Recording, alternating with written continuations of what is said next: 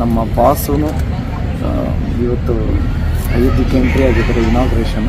So ಇದಕ್ಕಿಂತ ವಿಶೇಷ ಇನ್ನೇನು ಇಲ್ಲ. This is the special, this is very very special. ರುದ್ರಾಕ್ಷಿ ಮತ್ತೆ ಹಯಗ್ರೀವ ವಿಶೇಷತೆ ಹೆಸರಿಂದ.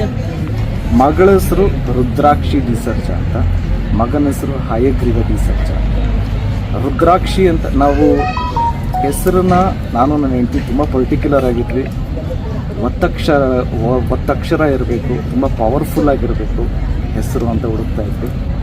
ಮತ್ತು ಅವರ ಸ್ಟಾರ್ಟಿಂಗ್ ವರ್ಲ್ಡ್ ಅನ್ನೋದು ಇರುತ್ತಲ್ಲ, ಸೊ ಅದಕ್ಕೆ ಹುಡುಕಿದಾಗ ನಮಗೆ ತುಂಬ ಶಾರ್ಟ್ ಲಿಸ್ಟ್ ಮಾಡಿಕೊಂಡು ಫೈನಲಾಗಿ ನಾವು ಚೂಸ್ ಮಾಡಿದ್ದು ರುದ್ರಾಕ್ಷಿ ಅಂತ. ಅದಾದಮೇಲೆ ವಿಷ್ಣು ಅವತಾರ ಅಂದರೆ ಹಯಗ್ರೀವ, ಪಂಚಮುಖಿ ಆಂಜನೇಯನಲ್ಲಿ ಅದು ಒಂದು ಅವತಾರ, ಹಯಗ್ರೀವನ ಅವತಾರ.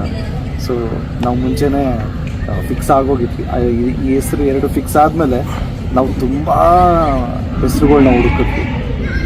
ನಾನು ನನ್ನ ಹೆಂಡತಿ ತುಂಬ ಒಂದು ಮಾತ್ರ ಪರ್ಟಿಕ್ಯುಲರ್ ಆಗಿ ಅಂದ್ಕೊಂಡಿದ್ದೆ, ಯಾವುದು ಫ್ಯಾನ್ಸಿಯಾಗಿ ಹೆಸರು ಇಡಬಾರ್ದು, ನಮ್ಮ ಸಂಸ್ಕಾರದ ಹೆಸರು, ನಮ್ಮ ಹಿರಿಯರಿಗೆ ಇಷ್ಟ ಆಗುವಂಥ ಹೆಸರೇ ಇಡಬೇಕು, ಒತ್ತಕ್ಷರ ಇರಬೇಕು ಎಸ್ಪೆಷಲಿ ಅನ್ನೋದು ಒಂದಿತ್ತು.